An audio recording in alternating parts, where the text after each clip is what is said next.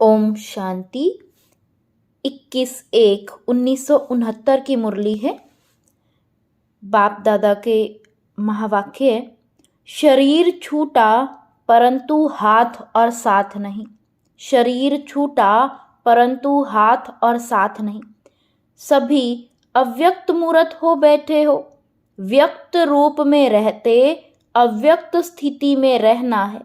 जब अव्यक्त स्थिति में स्थित हो जाएंगे तो उस अव्यक्त स्थिति में कोई उलझन नहीं रहेगी। वर्तमान समय चल रहे सभी पाठ आप बच्चों को अति शीघ्र अव्यक्त बनाने के साधन है। डगमग होने की जरूरत नहीं। शुरू में यज्ञ की स्थापना भी अनायास ही हुई थी। जब आप शुरू में यज्ञ की स्थापना में आए थे तो आप सभी ने निश्चय के पत्र लिखाए थे। सभी निश्चय पत्र लिखाते थे कि अगर ब्रह्मा बाप चला जाए तब भी हमारी अवस्था, हमारा निश्चय अटल रहेगा। वह निश्चय पत्र याद है। निश्चय उसको कहा जाता है जिसमें किसी भी प्रकार का, किसी भी स्थिति अनुसार विघ्न के समय संशय नहीं आता। परिस्थितियां तो बदलनी ही हैं, बदलती ही रहेंगी, लेकिन आप जैसे गीत गाते हो ना, बदल जाए दुनिया ना बदलेंगे हम। तो ऐसे ही आप सभी निश्चय बुद्धि आज के संगठन में बैठे हुए हो।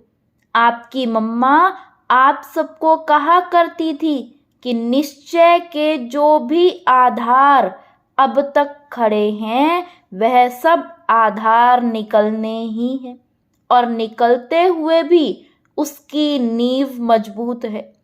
अगर नींव मजबूत नहीं तो आधार की आवश्यकता है। आधार कौन सा? बाबा का आधार, संगठन का आधार, परिवार के नियमों का आधार नहीं छोड़ना। परंतु परीक्षा के समय जो सीन सामने आती है उसमें निश्चय तो नहीं टूटा। निश्चय अटूट होता है, वह तोड़ने से टूटता नहीं। ऐसे निश्चय बुद्धि ही गले के हार है। क्या ब्रह्मा आपका बहुत प्यारा है? था नहीं, परंतु है। तो क्या वह नहीं कहा करते थे? बातें तो सभी बोली हुई थी। समय पर याद आना ही तीव्र पुरुषार्थ है। याद करो, वह भी आप बच्चों को मजबूत बनाने के लिए कहते थे। बाप दादा ने बच्चों का इतना श्रृंगार किया है तो इतने बच्चे श्रृंगारधारी नहीं बने हैं। एक दिन ऐसा समय आएगा जो इस बाप दादा के श्रृंगार को याद करेंगे। तो अभी वह समय है।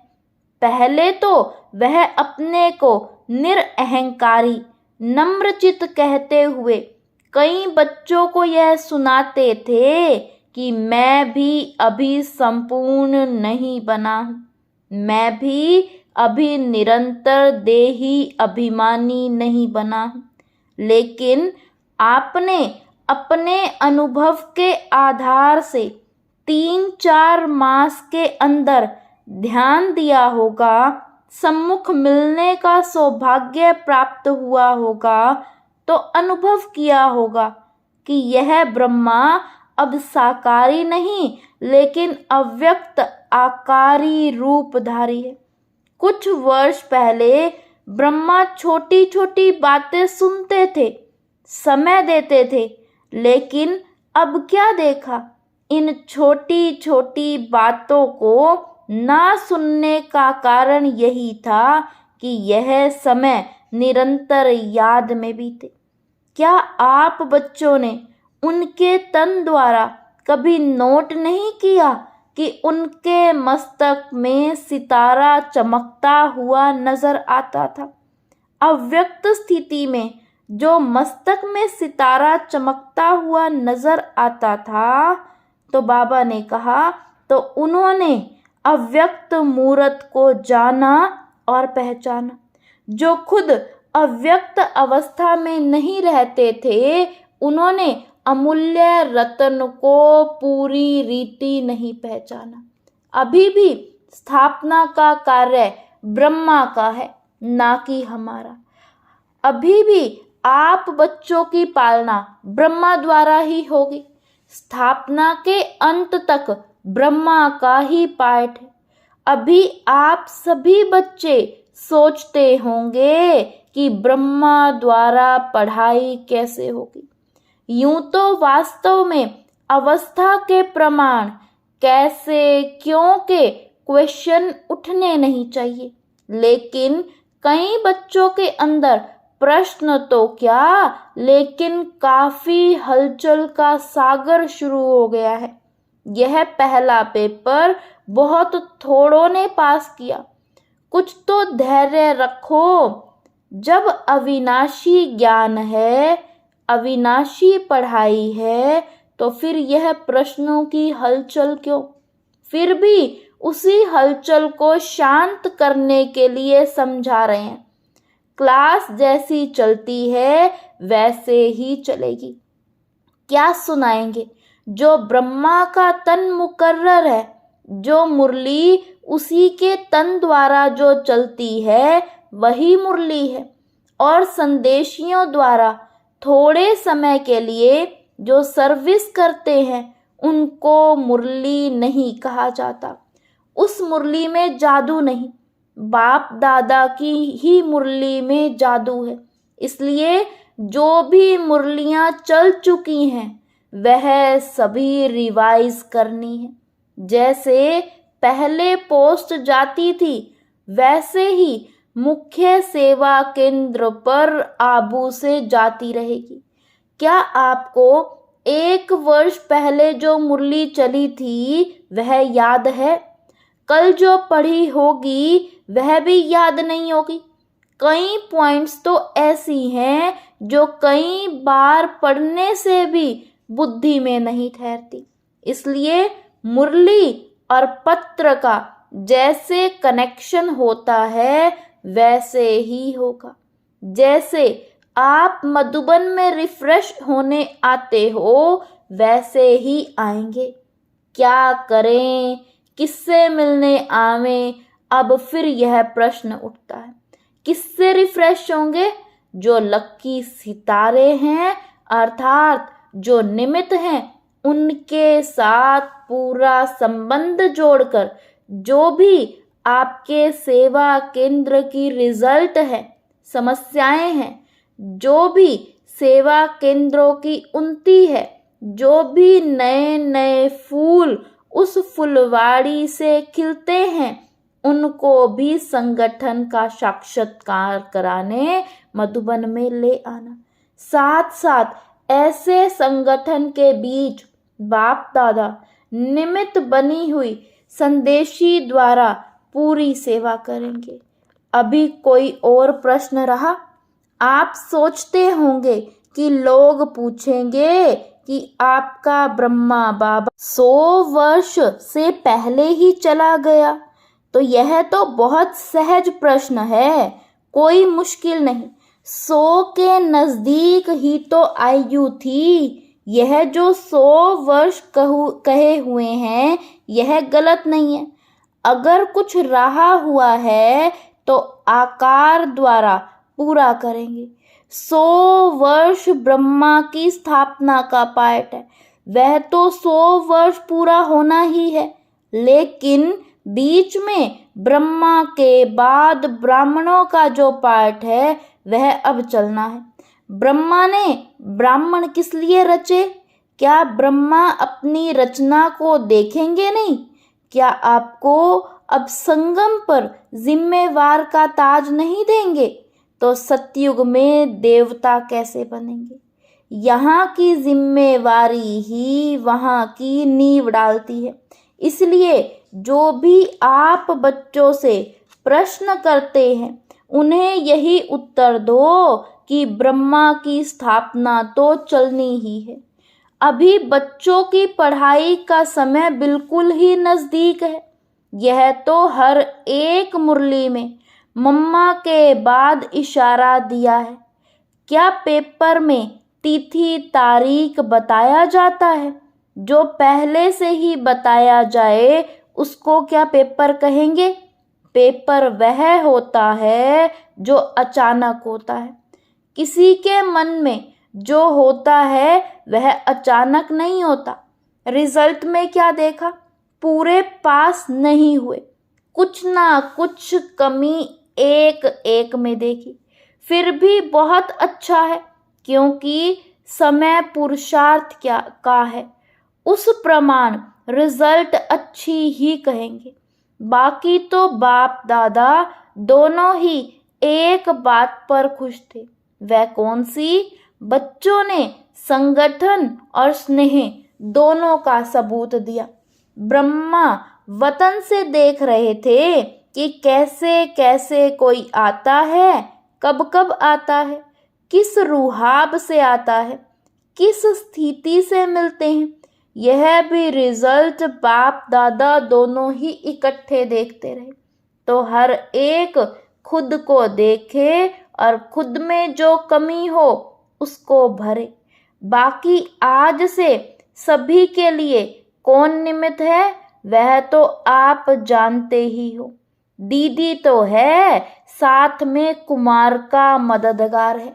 जैसे और सभी लिखा पढ़ी चलती थी वैसे ही हेड क्वार्टर से चलती रहेगी। यह दोनों आप सभी की देख रेख करती रहेंगी। अगर आवश्यकता हुई तो आप सभी के सेवा केंद्रों पर चक्कर लगाती रहेंगी। लेकिन अब का पेपर क्या है? यह तो अचानक पेपर निकला, परंतु जो आने वाला पेपर है वह बताते हैं। अब एक मत अंतर्मुखी और अव्यक्त स्थिति में स्थित होकर संबंध में आओ। यही बाप दादा पेपर बता रहे हैं, उसकी रिजल्ट देखेंगे। पिछाड़ी के समय ब्रह्मा तन द्वारा जो शिक्षा दी है वह तो सभी ने सुनी ही होगी और याद भी होगी। आज के दिन इस संगठन के बीच कुछ देने भी आए हो तो कुछ लेने भी आए हो। तो जो लेंगे वह देने के लिए तैयार है। जिसके दिल में कुछ संकल्प आता हो कि ना मालूम क्या हो, ऐसी तो कोई बात नहीं होगी, वह हाथ उठावे। अगर सभी संतुष्ट हैं तो जो लेंगे उसको देने में भी संतुष्ट रहेंगे। दो बातों का आज इस संगठन के बीच में दान देना है। कौन सी दो बातें हैं? एक मुख्य बात कि आज से आपस में एक दो का अवगुण ना देखना, ना सुनना, ना चित्त पर रखना। अगर कोई बहन या भाई की कोई भी बात देखने में आए तो निमित्त बने हुए जो भी हैं उनके द्वारा उनको इशारा दिला सकते हो। दूसरी बात, कई लोग आपके निश्चय को डगमग करने के लिए बातें बोलेंगे, आवाज फैलाएंगे कि अब देखो ये संस्था कैसे चलती है। लेकिन उन लोगों को यह मालूम नहीं कि इनों का आधार अविनाशी है। दूसरा, यह भी ध्यान में रखना कि कोई भी हिलाने की कोशिश करे तो जैसे आप बच्चों का कल्प पहले का गायन है, अंगद के समान पांव को नहीं हिलाना। ऐसे निश्चय बुद्धि अडोल एक रस हो जो आने वाले लास्ट पेपर है उसमें पास होंगे। और ही ब्रह्मा द्वारा जो इतने ब्राह्मण रचे हैं, तो क्या बाप के जब बच्चे बड़े हो जाते हैं तो बाप रिटायर नहीं होता? अब ऐसे समझो कि बाप रिटायर अवस्था में भी आपके साथ है। आप बच्चों को कार्य देकर देखते रहेंगे। शरीर छूटा परंतु हाथ और साथ नहीं छूटा। बुद्धि का हाथ और साथ नहीं छूटा, वह तो अविनाशी कायम रहेगा। यह दो बातें जो सुनाई, एक डगमग ना होने का दान देना है, दूसरा अवगुण ना देखने का दान देना है। अगर सभी बच्चे यह ध्यान दें, जबकि संकल्प कर चुके अर्थात दे चुके, संकल्प की हुई चीज कभी वापस नहीं ली जाती। अगर माया वापस लेने की कोशिश कराए भी तो यदि अपने ऊपर जांच होगी तो पास हो जाएंगे। अभी एक और बात आप सबके ध्यान पे दे रहे हैं कि बाप दादा की लास्ट मुरली में जो शिक्षा मिली है कि यह ध्यान दीदार ज्यादा चलाना समय व्यर्थ गंवाना है, इसलिए यह नहीं होने चाहिए। ऐसे ना हो संदेशियों द्वारा सेंटर पर जो पाठ चले उसे आप चेक ना कर पाओ, इसलिए यह निमित्त बनी हुई दादी और कुमार का जिस संदेशी को मुकर्रर करेंगी उन्हों के द्वारा डायरेक्शन मिलेंगे। इस पार्ट के लिए भी यह जिसको निमित्त बनाएंगी उस द्वारा ही रहस्य स्पष्ट होंगे। जैसे पिछाड़ी की मुरली में यह भी डायरेक्शन था ना कि भोग के समय वैकुंठ आदि में जाना व्यर्थ समय गंवाना है, क्योंकि यह घूमना फिरना अब शोभता नहीं। अब तो निरंतर याद की यात्रा और जो शिक्षा मिलती है उसे प्रैक्टिकल लाइफ में धारण करने का सबूत देना है। अगर ब्रह्मा बाबा के साथ स्नेह है तो स्नेह की निशानी क्या है? स्नेह यह नहीं कि दो आंसू बहा दिए, परंतु स्नेह उसको कहा जाता है जिस चीज से उसका स्नेह था उससे आपका भी हो। उसका स्नेह था सर्विस से, पिछाड़ी में भी सर्विस का सबूत दिया ना, तो स्नेह कहा जाता है सर्विस से प्यार, उसकी आज्ञाओं से प्यार। बाकी कोई भी ऐसा ना समझे कि ना मालूम बिना हम बच्चों की छुट्टी के साकार बाबा को वतन में क्यों बुलाया, लेकिन छुट्टी दिलाते तो आप देते। इसलिए ड्रामा में पहले भी देखा कि जो भी गए छुट्टी लेकर नहीं गए। इसलिए यह समझो कि ब्राह्मण कुल की ड्रामा में यह रस्म है। जो ड्रामा में नूंदी हुई है वह रस्म चली। यूं तो समझते हैं कि आप सभी का बहुत प्यार साकार के साथ था नहीं, है भी। प्यार नहीं होता तो इस सभा में कैसे होते? साकार में फॉलो करने के लिए इनका ही तन था तो प्यार क्यों नहीं होगा? स्नेह था और है भी। यह बाप बच्चों की निशानी है। इससे साकार भी वतन में मुस्कुरा रहे हैं। बच्चों का स्नेह है तो क्यों मेरा नहीं? लेकिन वह जानते हैं कि ड्रामा में जो भी पार्ट होता है वह कल्याणकारी है। वह विचलित नहीं होते, वह तो संपूर्ण अचल अडोल स्थिर था और है भी। लेकिन आप बच्चों से 1000 गुना स्नेह उनमें जास्ती है। अब स्नेह का सबूत देना है। यह भी एक छिपने का खेल है। तो विचार सागर मंथन करो, हलचल का मंथन ना करो। जो शक्ति ली है उनको प्रत्यक्ष में लाओ। भारत माता शक्ति अवतार, अंत का यही नारा है। सन शोज फादर, ड्रामा की नूंद कराएंगी। साकार बाबा ने कहा, मैं बच्चों से मिलन मनाने आऊंगा। अगर आज आ जाता तो बच्चे आंसू बहा देते। अच्छा, ओम शांति, ओम शांति।